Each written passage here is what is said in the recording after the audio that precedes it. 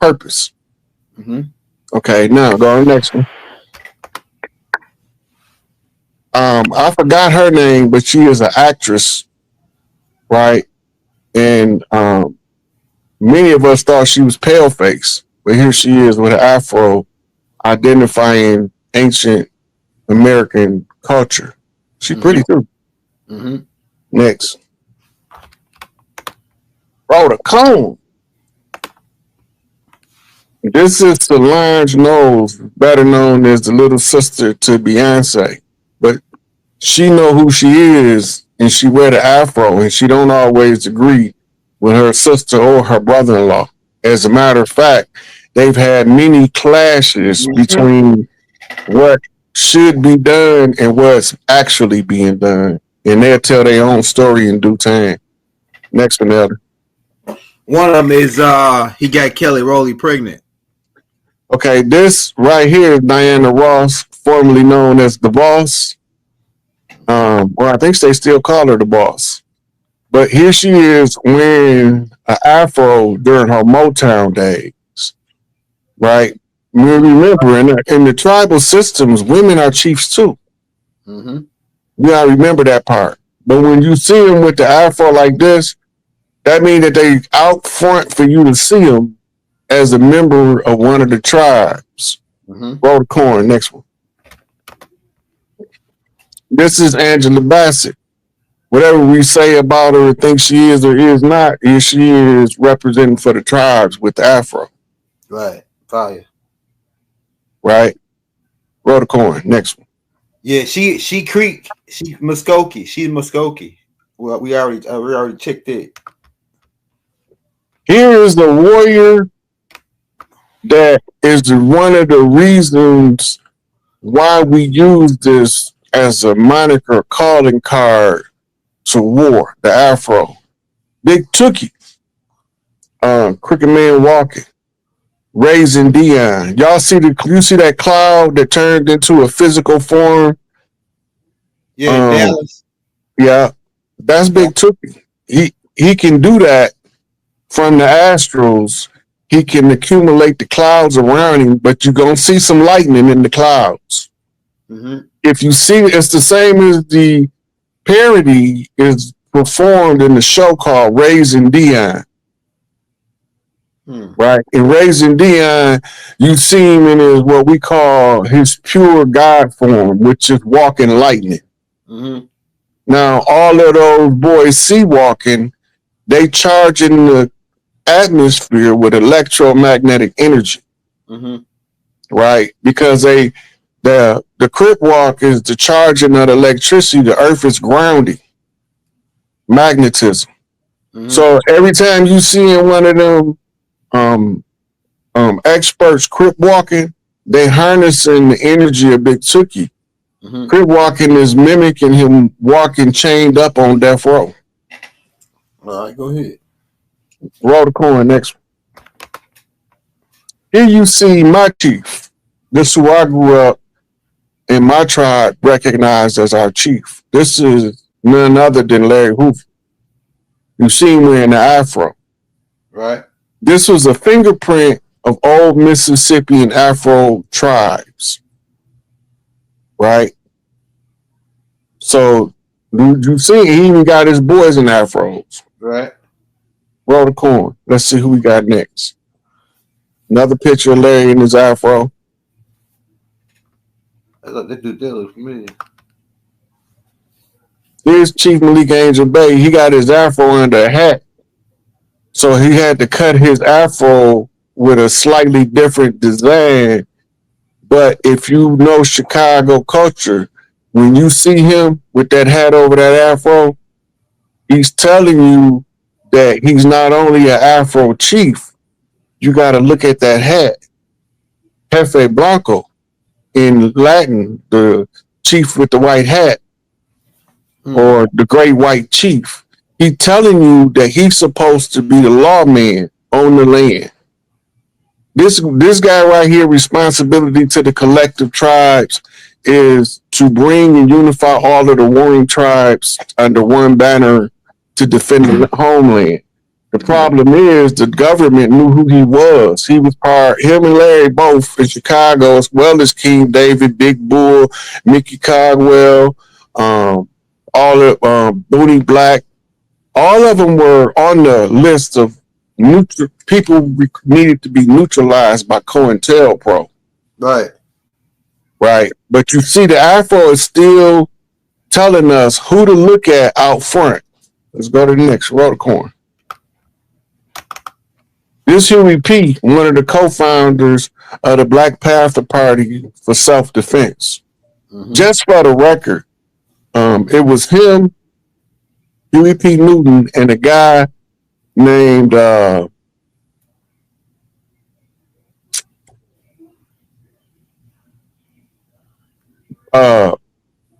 I got his name on tip of my tongue, but my brain locking up on me trying to say it.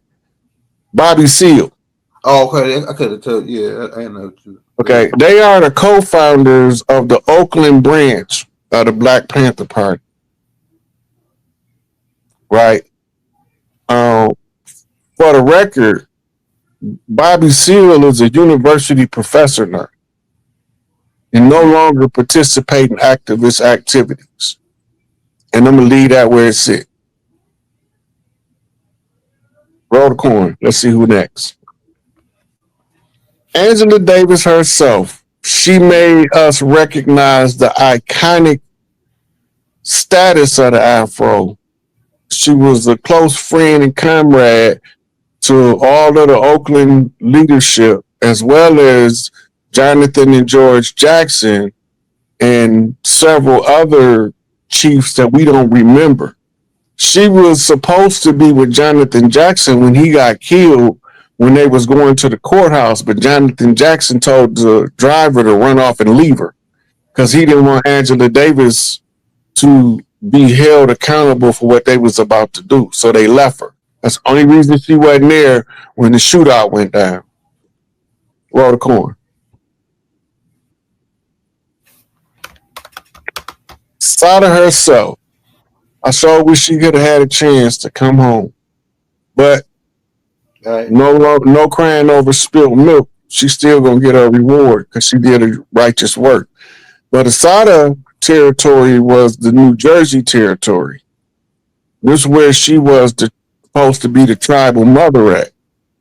But the government had other plans for her, and they decided that they wanted to brand her as a criminal and kill off the people that was with her, who was also other chiefs that was her family.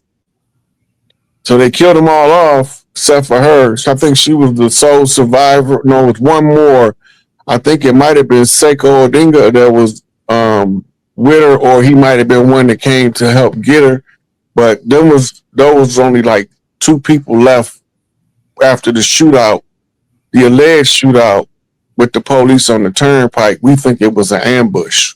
Mm-hmm. None of us who studied the history of the Assata Shakur court case believe that the Panthers or the Black Liberation Army or whoever you want to call them at the time decided they was just going to kill some state troopers. That's not what happened. They all named all of those people that was in that car. Name is on COINTELPRO neutralization list. Right. In government terms, they don't say assassination; they say neutralization. Right. Right. And she survived. So rather than allowing her to be free and tell her story and rally the troops, they have to isolate her. Military strategy 101. If you capture a commanding general for the other side, you don't kill them. You quarantine them because you're going to know that sooner or later the soldiers are going to attempt to mount extraction of the general, and you use the general as the bait to create a trap to get the most soldiers from the other side as possible. And this is what made her decide to engineer her own escape rather than let the soldiers do it, because it's different when you escaping from an inside perspective than when somebody's coming to get you, right? But they was coming to get her one way or another. Mm-hmm. Roll the coin. the king himself, Michael Jackson. Before they tried to assassinate him and set him on fire, um, this was the GOAT in the music industry. At this point, this was around right before Off the Wall, right? But they whole family were afros. Mm-hmm. Now, they still trace back to old Mississippians by way of Gary, Indiana. Right? A lot of us don't know that. Both his mother and father can tell you they original tribal heritage from the land, even though they think that they black. But black is just a fictitious term used to confuse the minds of the masses. Mm-hmm. Roll the coin. Oh, I don't know how they got it, but now. Oh yeah, that's my girl right there. That's what's her name? Not Foxy Brown. What her name? Pam Grier. Yeah, Pam Grier. And Pam Grier played any role that would make a woman look as powerful as possible, considering the scripts she was given. If she didn't look powerful and able to stand up on her own, she didn't take the role. She didn't want to be the damsel in distress. She wanted to be the mama with the big gun coming to get the soldiers from out of the pressure. Right. So you see all her movies, she's always either toting a gun or something. She's doing something that indicate this chief here is powerful and she coming to the rescue. And you can tell that she a far people because of how her hair look. It's a far hairstyle. Yeah. This is the general himself, George Soledad Jackson, brother Jackson. The Soledad letters, commonly called Blood in My Eye, and his seminal work called I forgot the first book he wrote, but he had two books. One of them is a book of letters, and one of them is his take on the struggle from different perspectives. We're going through different things of how he analyzing these people's motives and their resources and means. So this is the founder of the Black Guerrilla family and one of the first military counselors to the original Black Panther Party. He started the Black Guerrilla family because he believed that Eldridge Cleaver and people like him was changing the Black Panther Party into something other than what its intended purpose was, which was to liberate the people from the tyranny of government. Mm-hmm. Right. So when he left the Panthers as the military advisors, this is what made Geronimo GINDJAB Pratt have to come to LA because they needed another military strategist. And he specialized in that during his term in the war. I think he was fighting in Vietnam. When he came back, his elders in Mississippi say, we need the Panthers in Oakland need a military strategist and advisor. We want you to go out there. He tell the story himself. Mm-hmm. Right? But what most people don't know is he was already a Black Panther before the Black Panther Party for Self-Defense was created. Mm-hmm. The first Black Panther Party was out of Mississippi. And then you had the Black Panther Brigade, which was made up of the male members of some of those clans made the Black Panther Brigade, who went in to World War II fighting under General Patton. General Patton said out of his own mouth, and y'all can go verify this, that he called them by their brigade number. I think it was 151, but I'm not sure. So you have to look it up. Black Panther Brigade. He said they would be the ones to liberate America from the tyranny that was coming. Mm-hmm. So he knew tyranny was coming, and he said that without the Black Panther Party or the Black Panther Brigade members, they came into civilian society and became civilians. But that didn't mean that you don't see the war at home. You just came from fighting one overseas and you come back and you still fighting the war at home. You know something is wrong and something got to be done. And then from there, you get other groups that was defending the land with different names over the years. Raw corn.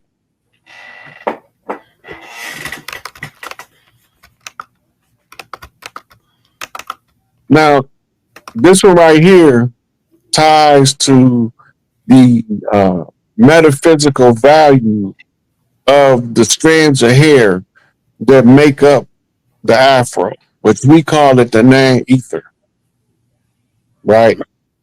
And the first person to explain to us in intricate detail the nine ether was Malachi Z. York.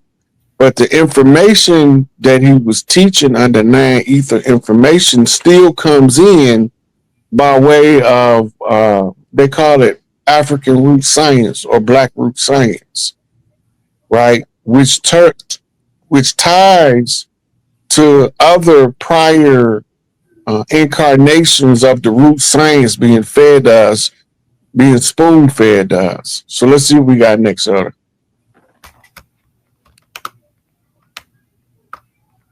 Okay. You want to read this? You want me to read it? Can you see it? Yeah. Powers of nine ether, the sum total of numbers. There are no numbers actually higher than nine. Nine ether is the combo of all existing gases of nature. Thus, all is in all. Therefore, nine ether is the most potent power in the universe.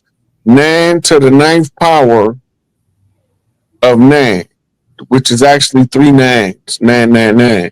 9 is symbolic of heaven, creation, and birth. 9 is a number whose square root is 3, a number which is symbolic of 3 dimensions. Hika, abode of mortals. Sia, abode of Elohim. Huhi, abode of the Most High. Nine ether is placed in the follicle hair case of all woolly, nappy-haired people, and it produces the 9 symbol. The number 9 is the highest number in the universe, making 9 ether beings infinite, meaning immortal. Right? And remember, 9 in the sky is 6 on the ground, and vice versa. Go to the next one, Adam. Roll the corner. This is a demonstration of what we just read, and what it looked like at different stages of growth. If you can look at the picture on the top left, right, that's called a galactic swirl. But in common native terms, we just call it a cowlick. But it's really called the galactic swirl. And based on, like, this person has the galactic swirl on their left side. This is the daddy's boy. Yeah, you go to the left. Yeah, okay. That's fire. Okay. Only reason I'm not going to read over the follicles is because we're going to read the same thing in another clip. This is when you allow the 9 ether to grow. It begins up taking this form, but in order for it to take that form, you don't have to do much. But over time, if you're laying down a lot, sitting down a lot like we do, you're going to have it flat in the back or flat on the sides like mine is now. From laying down and sitting down, packs it down. But generally, this is 9 ether. When the women tap into it, and they feeling themselves, the swagger that comes with it is called black girl magic. Fire. Which ties you into dream visions, the symbol of the owl, all that goes through black girl magic. Black girl magic is what you call a dream guide. And she can guide you through a night vision or a dream and help you to remember the dream if she's tapped into her own inner magic. Black girl magic ain't no joke. Ask Erica Badu. Yeah, that's my girl right there. Baduism is an extension of black girl magic. See who know. On and on and on and on. See Roll who the know. corn. Okay, hold on. Okay. Okay, now this is why I didn't read it earlier, because this is where we're gonna go over what the nine ether is. This is directly out of a Malachi York book. Nine ether is the highest of all spiritual powers activated through nature and the hormones of the human Elohim. Manifesting nine to the ninth power of nine. See, blow it up a little bit more, Eldo. I want to see the nines. Look. See nine to the nine to the nine? Yeah, 999. Right. That's what I was saying earlier. It's nine to the ninth power of the ninth power of nine, which is the highest of supreme mathematics as seen in our hair texture. The number nine is a symbol of birth. We have a natural curl in our hair that shapes like a nine. We, the Elohim, lost our spiritual powers long ago when we interfered to change our nine ether sheep like woolly hair to emulate the six ether goat like straight hair of Azazel, the fallen one, another name for Samael. Which means pausing those of El. Samael means the pausing those of El. So you see the difference in the follicles, show you the nine ether versus the six ether. Right. The Right. starborn versus the earthborn. Right. Right. Yeah, so I made more examples for your what you was talking about right here. Yeah, you can do the dialogue on this one now. All right, so yeah, this is what the six ether is right here. Naturally, we don't have our people don't got this type of hair. We usually straighten it out or add the Hindu six ether hair to it, right? So really, this is a Caucasoid type of the six ether is really like it's not even hair really classified as hair technically. It's really fur, according to what Doc was saying. All right, so this is the 8 right here. Most of the Native Americans, like Doc said, got the 8, and that's why we can get the waves. Most of us got the 8. Now some of us got a 9 too. Some of us got a 9. I'm gonna show that too though. But this right here is what the 8 look like, and most of y'all got that right here. You can get the waves. Most of y'all over here. Hold up, here. Hold up before you go any further. Go back to that picture. All right. Okay, now the difference between 8 ether, 9 ether, when you're looking at how the pattern of the hair is laying on him with his brush waves, the distance is shorter between 9 ether waves, 8 ether waves, and 7 ether waves. Okay. That's how you can look at a person and you can tell if they 9 ether or 8 ether by the